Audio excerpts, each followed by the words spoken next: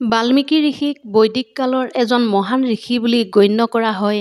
ধাৰ্মিক গ্ৰন্থ আৰু পুৰাণৰ মতে বাল্মীকিয়ে কঠোৰ তপ অনুষ্ঠিত কৰি তাৰ ওপৰত সিদ্ধি লাভ কৰি মহৰ্ষি পদ প্ৰাপ্ত কৰিছিল। পৰমপিতা ব্ৰহ্মাদেৱৰ আশীৰ্বাদেৰে পুষ্ট হৈ বাল্মীকি ঋষিয়ে শ্ৰী ভগৱান ৰামচন্দ্ৰৰ ওপৰত নিৰ্মিত মহাকাব্য ৰামায়ণৰ ৰচনা কৰিছিল।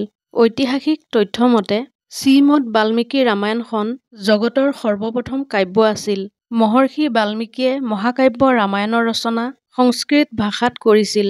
ভিল প্ৰজাতিৰ মাজত ডাঙৰ দীঘল হোৱা ৰত্নাকৰ ডকাইতে মানুহক লুটপাত কৰি নিজৰ জীৱন চলাইছিল। বহুবাৰ তেওঁ মানুহক হত্যাও কৰিছিল। এনেবোৰ পাপত ৰত্নাকৰে যেতিয়া এখন অৰণ্যৰ মাজত কোনো নতুন চিকাৰৰ সন্ধানত আছিল, তেতিয়াই তেওঁৰ মুখামুখি হৈছিল নাৰদ মুনিৰ সৈতে। ৰত্নাকৰে লুটপাতৰ অৰ্থে নাৰদ মুনিক বন্দী কৰি থৈছিল। তেতিয়া তেওঁ ৰত্নাকৰক এই পাপকৰ্মৰ পৰা দূৰত ৰাখিবলৈ মাত্ৰ এটাই প্ৰশ্ন কৰিছিল, এইবোৰ পাপকৰ্ম তুমি কিয় কৰি আছা? এই প্ৰশ্নৰ উত্তৰত ৰত্নাকৰে ক'লে যে তেওঁ নিজৰ আত্মীয় কুটুম্বসকলৰ বাবে এই পাপকৰ্ম কৰিছে। তেতিয়া নাৰদ মুনিয়ে ক'লে, তোমাৰ এই পাপৰ অংশীদাৰ তোমাৰ পৰিয়ালবৰ্গও হ'ব নেকি? ৰত্নাকৰে কোনো নভবা নিচিন্তাকৈ বুলি কৈ দিলে।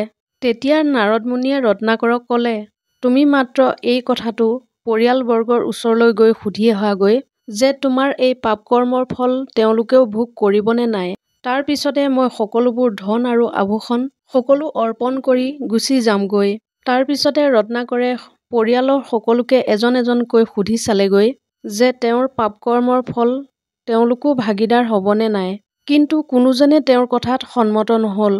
এই কথাটোৱে ৰত্নাকৰক বহুত দুখ দিলে আৰু অন্তৰত বৰ বেয়াকৈ আঘাত কৰিলে। তাৰ পিছতে তেওঁৰ হৃদয় পৰিৱৰ্তন ঘটিল।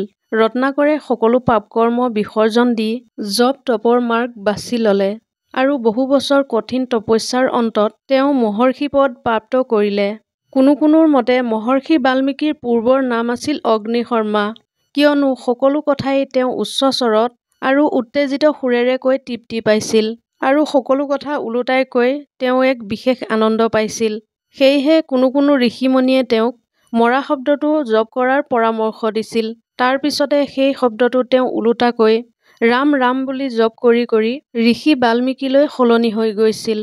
অৰণ্যত জপ কৰাৰ সময়তে উঁই-পোকে তেওঁৰ গাৰ ওপৰত সাফলো বনাই পেলাইছিল। উঁই-সাফলোক বাল্মীকি বুলিও কোৱা হয়। তপস্যা সমাপ্ত হোৱাৰ পিছত তেওঁ উঁই-সাফলো ভাঙি তাৰ ভিতৰৰ পৰা ওলোৱাৰ বাবে মানুহে তেওঁক বাল্মীকি বুলি ক'বলৈ ল'লে।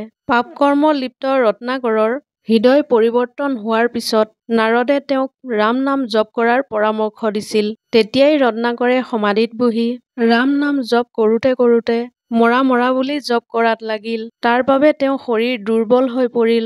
তেওঁৰ দেহৰ ওপৰেদি পোক-পতংগ বগাবলৈ ধৰিলে। সেইবোৰ সকলো তেওঁ পূৰ্বৰ পাপকৰ্মৰ ফল আছিল। ঘোৰ তপস্যাৰ পিছত স্বয়ং ব্ৰহ্মাদেৱ যেতিয়া তেওঁৰ ওপৰত প্ৰসন্ন হ'ল, তেতিয়াই তেওঁ বাল্মীকিক ৰামায়ণ মহাকাব্য ৰচনা কৰাৰ প্ৰেৰণা দিলে। নদীৰ পাৰত তপস্যা কৰিবৰ বাবে যেতিয়া তেওঁ তাত উপস্থিত হৈছিলগৈ, তেতিয়া তেওঁ দেখা পাইছিল যে পক্ষী এযোৰ তাত প্ৰেমালাপত মগন হৈ আছিল। সেই সময়তে এটা ব্যাধে বাণ মাৰি মতা চৰাইটোক হত্যা কৰিছিল।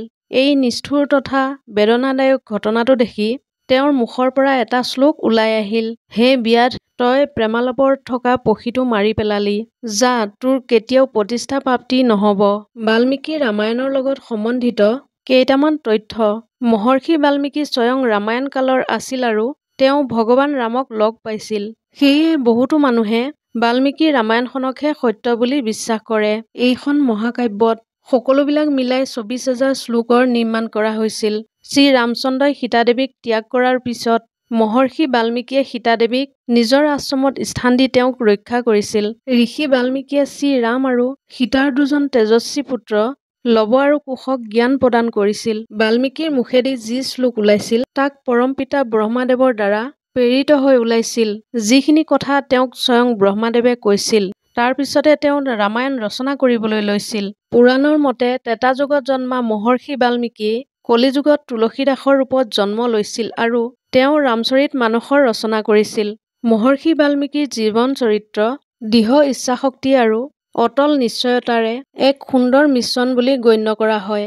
পূৰ্বতে লুটপাত কৰা এজন ডকাইতৰ পৰা ৰামায়ণ ৰচনা কৰালৈকে তপস্বী বাল্মীকিলৈ পৰিৱৰ্তন হোৱালৈকে এই পথৰ যাত্ৰা অত্যন্ত প্ৰেৰণাদায়ক। যদি ভিডিঅ'টো আপোনালোকৰ ভাল লাগিল তেনেহ'লে চেনেলটো ছাবস্ক্ৰাইব কৰিবলৈ নাপাহৰিব। ধন্যবাদ।